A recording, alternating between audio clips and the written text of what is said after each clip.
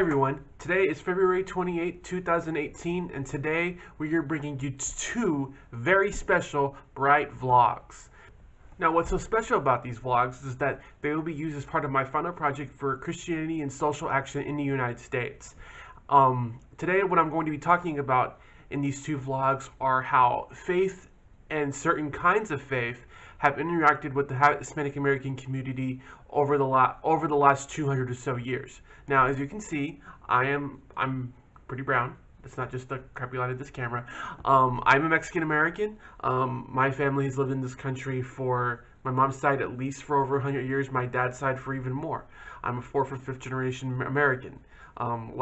Like a lot of Hispanic Americans currently in this country, we are descendant of what is known as what I call the first wave of Hispanic immigration that happened in the early 20th century after revolutions in Mexico.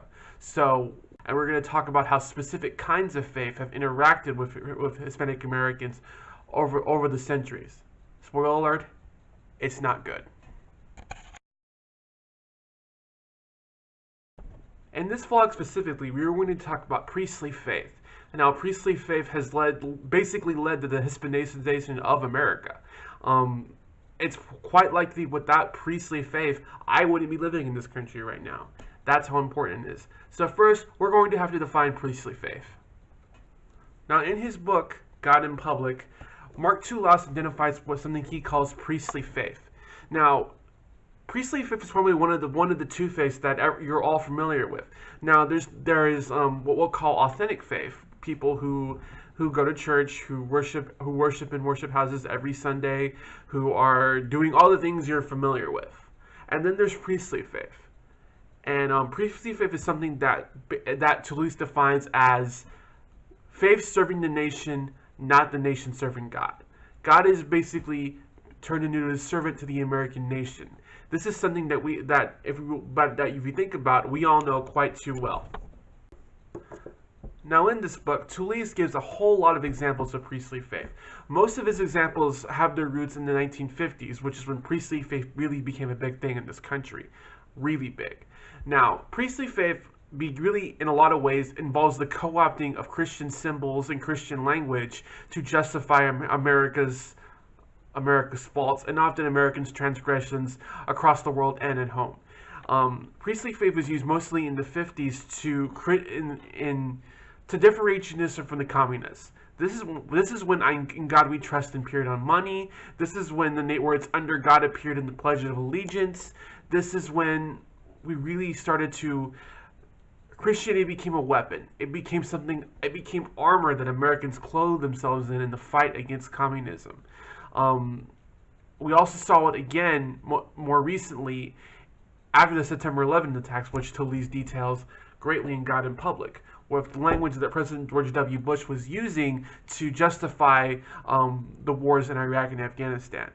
To bring it to a more modern context, when you have people saying that God blesses gun owners and you have people blessing their AR-15s and things like that, that's priestly faith. It's rooted in serving America. It is in no way rooted in serving God. And in a lot of ways, priestly faith has been the driving force behind the Hispanization of America, ironically enough. As we're about to get to now, priestly faith is something that really led to the Hispanization of America and led to what amount to the wars of conquest in Mexico, Puerto Rico, Cuba, and elsewhere in the Hispanic world. Now, most of the examples that Toulouse gives regarding priestly faith he gives them our 20th and 21st century examples. Now, there is an example that occurred in the 19th century of priestly faith that caused one of the most painful event for most Mexican Americans in history, and that is the Mexican War.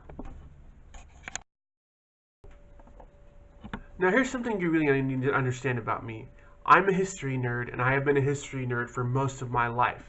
It probably started in the 5th grade whenever the teacher would be prattling on about fractions for the 11th day in the row. I was reading my history textbook.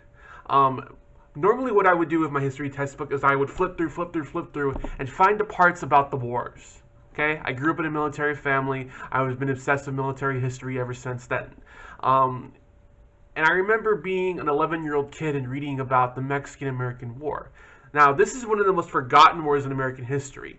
It's what basically the Mexican-American War in American history is this footnote where so many of the generals that we saw in the Civil War learned their craft. Names like Grant and Lee and Taylor. Well, not Taylor because he died, but Grant and Lee and Taylor and McClellan and all these guys who became heroic generals in the Civil War fought in the Mexican War. And it really was their training ground for things that they did later on. That's how we remember the Mexican War, if you're a white American. Now, for Mexico, we remember it as for Mexican Americans, we remember it as one of the most darkest parts of our history. And the Mexican War would never have come about without priestly faith.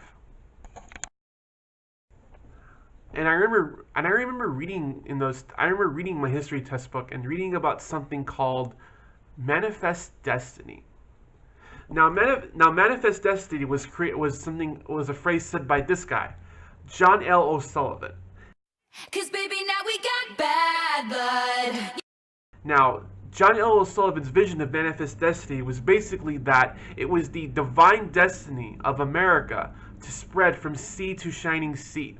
That America would rule this continent, and it was their divine right to do so. And one of the big believers in this was the guy named James K. Polk, who was the 10th president of the United States. Knew you were trouble when you walked in. Running for his own second term, Polk ran basically on an anti-Mexican platform and on expanding America's borders to the Pacific Ocean. Now, at this point though, Mexico's territory extended not much beyond the borders we know now into modern day Northern California, into Utah, into Colorado, really far north. All of this territory was owned by Mexico. So if America was going to spread from sea to shining sea, how was America going to get this land? Well, Polk had a plan for that.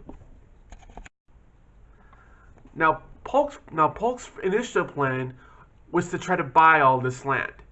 Now, Mexico at this time was a basket case, as Mexico has been for most of its political history. It was strife with civil wars, there was civil conflicts, everything was going on badly.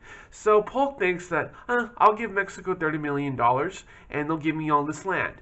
Now, bear in mind, $30 million is a lot of money, especially in the 1840s, but this is over 1.7 million acres of land we're talking about. The Mexican diplomats knew this is a bad deal, and they didn't take it. Polk tried to bully them every which way. They wouldn't take it. But Polk had a backup plan. That backup plan involved much of the land along the Rio Grande River. Now, the United States thought the Rio Grande was the border for the United States and Mexico, but the Mexicans thought it was a little further north. So what does Polk do? He sends an armed force into this disputed territory, knowing that there's going to be a fight, knowing that at some point American and Mexican forces are going to clash, and clash they did. And once there is this battle where there's 10 or 11 American soldiers who died, Polk goes to Congress for wanting a declaration of war and gets it. As we're about to get to now, priestly faith is something that really led to the Hispanization of America and led to what amount to the wars of conquest in Mexico, Puerto Rico, Cuba, and elsewhere in the Hispanic world. So Polk gets his declaration of war, and even though in almost every single battle Mexican forces outnumber Americans 2-to-1 or more, Mexico's no match. America has much better technology. They have much better trained officers that West Point has been cranking out like crazy, and it becomes a rout.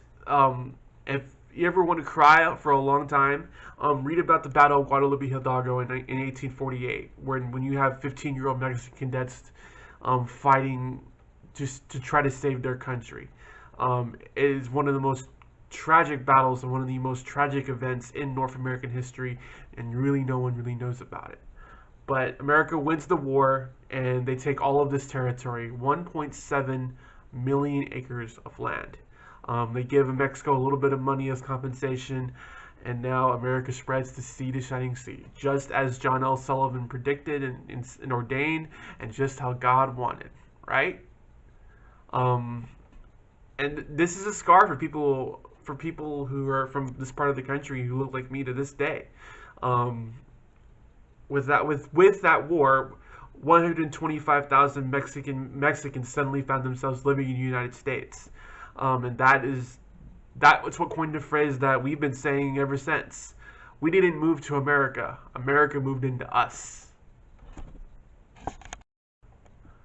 Now, I'll talk a little bit more in the next vlog about what happened to those 125,000 people who suddenly found themselves living in America. But I want to fast forward a little bit forward to later on in the 19th century and the next war of American conquest ordained by God, the Spanish-American War. Now, the late 1900s are a appallingly dark part of world history that is mostly ignored. A lot of what was going on here is that European nations were scrambling for land, scrambling for colonies, scrambling for territory, mostly in Asia and the Middle East. This is what is known as the scramble for Africa began. And a lot of people in this country, including many of the rich newspaper tycoons such as William Randolph Hearst, that America needs to get in on this action. We need colonies, we need empire, we need land, we need all of this. And all of this is really the driving force behind the Spanish-American War. But what was used to justify the Spanish-American War was Cuba. Now, Cuba had been in a desperate fight for their freedom from Spain, which had been a basket case throughout most of the 19th century for years. First, it started out as a revolt against slavery in Spain, as Paul Ortiz defines in this book, The History of African American and Latinx History of the United States. But it soon became a Cuban war for independence. And in order to keep Cuba in line, the atrocities that the Spanish were committing were frankly very atrocious. And the United States missionary desire to save the Cubans from the evil Spaniards and to bring missionary zeal for the Cubans and this love for the Cubans became the justification for the Spanish-American War. It became justification for our intervention in Cuba. But interestingly enough, Spain at this time had colonies in the Philippines, in Guam, in Cuba, and in Puerto Rico. And if you know the Spanish-American War, you know what happened in about 3 months. The United States Navy took Philippines and Guam without firing a single shot. Most of the action in that war happens in Cuba. This is why Teddy Roosevelt got famous. But they took Cuba, and with this war in Cuba, they got Puerto Rico as a consolation prize. Of course, now America kept Cuba as a colony for a while, but drawing to both international pressure and pressure on home, Cuba was given its independence later on in 1898. But Puerto Rico remained American colony, and as we know, remains an American colony to this day. Now, it wasn't until the demand for soldiers for World War I that Puerto Ricans were given full citizenship in 1917, but that's a story for the next vlog. But once again, priestly faith showed up in American politics, in American life, and all of a sudden, the United States has colonies in Latin America. This is just another example of how priestly faith has affected and led to the colonization, pretty much, of Hispanic American lands. And like I said, we bear the scars of this as a people to this day. For these actions and what happened after it, in a lot of ways, our souls are still coping with it, and because the effects are still there. So I hope that in this vlog, I was able to illustrate for you the damage that priestly faith has done in the Hispanic people, and how it basically led to the Hispanization of America. And we're going to talk about a little bit in our next vlog about Hispanic America, and how the United States is really the most Hispanic country in the world, as one author computes. But thank you for watching this vlog. I hope this vlog was informative. There really isn't a forum for things like this. I could say that I would wish this vlog would be on Huffington Post or something like that, but media is not really made for this. what this video is really made for are places like YouTube, places like Facebook, which is challenging YouTube in videos. Where I really did a lot of research about the Mexican-American War and the Spanish-American War, are different videos like this that people were putting on YouTube. I watched these videos and I got all this information, and then I went and confirmed it in other sources. But I think that one of the great things about YouTube and the great things about Facebook video is that people like me can put up these videos teaching different parts of history that people get ignored. And I think this is a resource, and this is a thing that has a lot of traction, has traction before, and I think can have a lot of traction in the future. And I hope that maybe that one of the things that I can do as a media creator, as a Christian, as someone who wants to educate people on these issues, is keep on making these vlogs on different things in history, regarding either Mexican American history and about the damage that priestly faith has done and the damage that the church has done to different peoples right here in North America.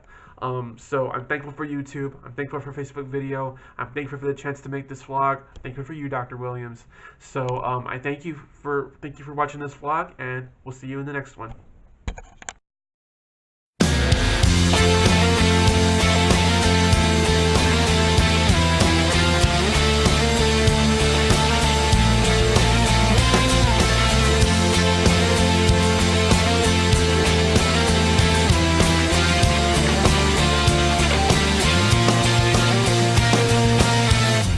It's a sad picture, the final blur